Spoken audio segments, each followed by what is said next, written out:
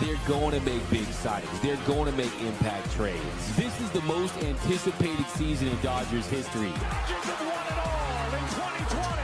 Think blue, bleed blue, and I'm out. What is up, Dodgers Nation, and welcome to another episode of Dodgers Dugout Live, the _1 Dodgers podcast and Dodgers show on YouTube. My name is Doug McCain, credentialed member of Dodgers Media. You can follow me on X and Instagram at DMAC_LA.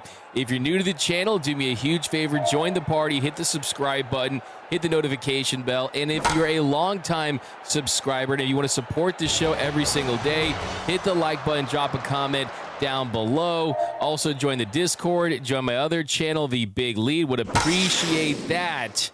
But we've got so much Dodger baseball to get into. Dodgers 3-11 in their last 14 games. They've won 2 of 5 series this month. They're trying to avoid dropping their 4th series in July against the Twins today with Tyler Glasnow on the bump. But we've got so much Dodger baseball to get into, so let's get right into it.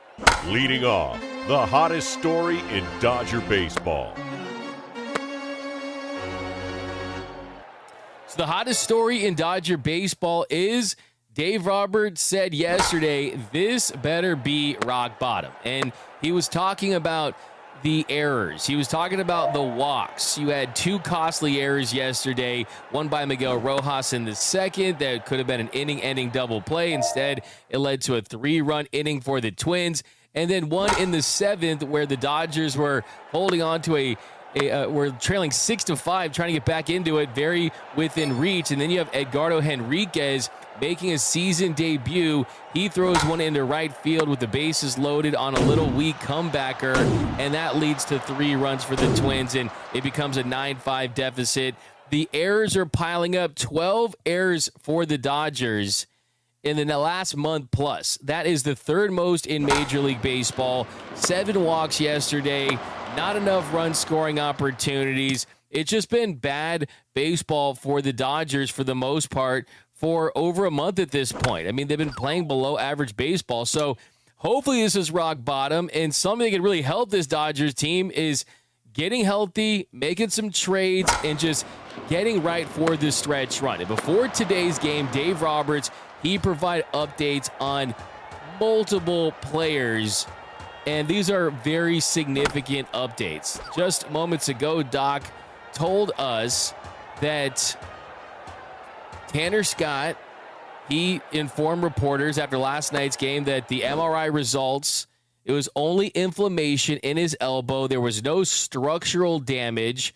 Scott did say that he'll be shut down for a couple of days as he gets towards throwing in a throwing program, but he's confident that he is going to return to the bigs in the show this season. So there was a lot of concern that it was a little more serious, that something was definitely worse than it was meant to be, and he leaves the mound. He felt that stinger, but that was definitely a very positive sign that it looks like with Tanner Scott, it's not going to be something that's going to be season ending. He actually talked to us yesterday in the Dodgers clubhouse for about a minute or so as he was leaving.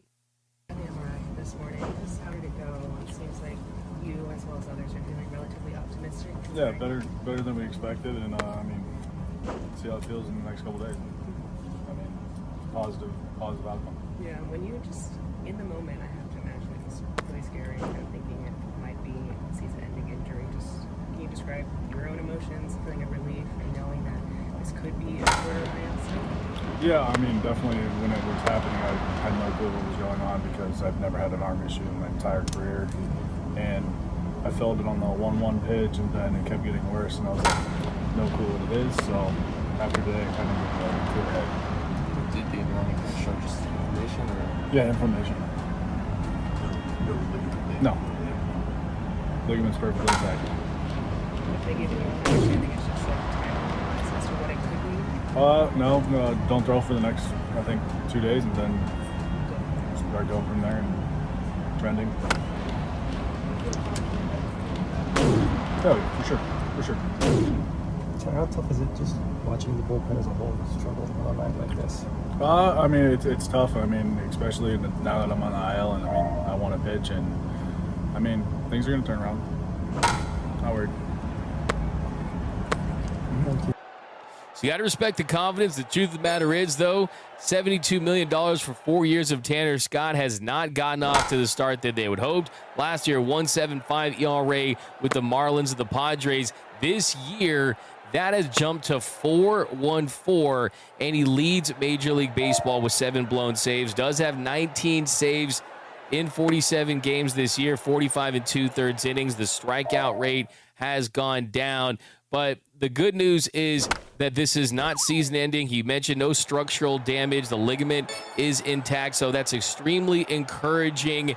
And look, you just want to make this guy be a contributor, right? I mean, I think at this point, it's clear to me the Dodgers need to go big for reliever at the deadline. We saw Johan Duran yesterday. Everyone was freaking out that he gave up that home run to Shohei Ohtani. Hey, I like the fact that he was lowering his trade value just a little bit so he would make it easier for the Dodgers to acquire him. Mason Miller, David Bednar still has 1 more year of team control. You would get him for the remainder of this year, next season. We'll see about guys like Griffin Jax, who looked really good. Ryan Helsley, Bender is a name that they have been kind of lurking towards too. So the Dodgers are going to add a reliever. It's just a matter of, is it going to be someone that is a role player type of reliever, or are they going to hit it out of the park and go big with a Mason Miller, Johan Duran, and Emmanuel Clase, one of the big names available. But it's evident at this point that Tanner Scott or not, you need to supplement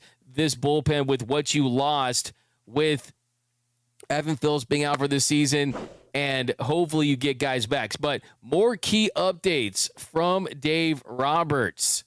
And one thing that Dave said about Roki Sasaki really stood out to me. I mean, he talked a lot about Roki Sasaki, who threw a 39-pitch bullpen session today at Dodger Stadium this morning. He's going to throw again this weekend. He's going to go next week, and he'll likely end up in Arizona at the Dodgers facility, and he's going to begin facing hitters in live BP. So that definitely is extremely encouraging. Here was Roki Sasaki this morning at Dodger Stadium throwing a bullpen session.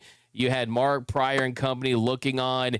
And from what Dave said was he was asked if Roki Sasaki was going to be given some time to fix things mechanically when he came back. And Dave said, no, the time to work on and address those mechanics is now. So that definitely is extremely promising. The fact that you're addressing the mechanics now, you're feeling a little more comfortable, and the velocity is trending upward as well. That definitely is what you want to hear about for Roki Sasaki. Because let's not forget, last season, the Dodgers had a rookie pitcher that came from Japan in the NPB. And what did he do? Well, he missed significant time. And then he came back and he helped his team. Roki Sasaki hasn't pitched since May 9th against the Diamondbacks, so he will have missed significant time, and hopefully he can come back, learn from it, work through that, and help this team in some capacity. And the good news is that we're not talking about a major injury or surgery with him. So another bullpen on Saturday. Then sometime in the following week, he's going to face hitters. Dave said this is the time for him to figure things out. He said that the delivery has been much more consistent, and that's the word that they're looking for when it comes to Roki Sasaki, is consistency in those mechanics. That's what they want to see. And yes, I dubbed him the Roki of the year. Yes, I said that he had the potential to be the Dodgers version of Paul Skeens. I have a lot invested in Roki Sasaki. I want him to have some success at the highest levels, and I hope it's this year. But one thing that I've heard is that they feel like this was a necessary evil as far as the process of him becoming the pitcher that he has the potential to be. And that is that, hey, look, he's not going to come and have a Fernando Mania or a Nomo Mania or a guy that's just going to step onto the scene and right away be that elite pitcher. Let's not forget, to start the season, he was the number one prospect in baseball. Prospects are suspects. They are lottery tickets. They need time to develop. And I think that for a player that's a little emotional, a player that has a lot of pressure, when you look at how he left the Chibalote Marines, there was some controversy with that organization, whether or not they wanted to let him leave because they didn't feel like he did enough for the organization and the media. The relationship he had with the Japanese media, quite frankly, was just not a healthy or good one. So a lot of pressure on him that he put on himself. He wants to be the best pitcher in the world. That's what Andrew Friedman told me in Dallas. So when you have that kind of pressure on you, it's definitely going to compound. But I still think this is extremely promising. And I think right now that Roki Sasaki is going to find a way to help this team in some capacity for the remainder of this season when he comes back and potentially in the postseason. I think the stuff is so good. I like the fact that teams don't have familiarity with him. And I look at the fact that Yamamoto, who was much more refined, more seasoned, much more of an elevated pitcher that had more success in the NPB, but still a very similar thing in that he missed significant time and he's going to get an opportunity to come back and see what he can do for this team. Another major update, and one that we desperately need. I need this guy back like I need oxygen. Like I need a hitter that can come back and solve this offense's problem, and that is Max Muncy. I told you a couple weeks ago I was hanging out with Logan Webb up in San Francisco, and the most interesting thing that Logan Webb told me was, hey, when the Giants play the Dodgers, we don't game plan as much for Shohei Ohtani, Freddie Freeman, or Mookie Betts because we know what those guys are trying to do. The guy that we game plan most for is Max Muncy. Max Muncy, I think, has proven to be the glue to the Dodgers offense. He is the milk to their cereal. He is the barbecue sauce to their ribs. He is what really takes this lineup to the next level because he sees the most pitches per at-bat than any batter in this Dodgers lineup. We're talking 4.3 pitches per at-bat, keeping pitchers honest, getting walks, and getting home runs and doing damage. Well, Dave said that Max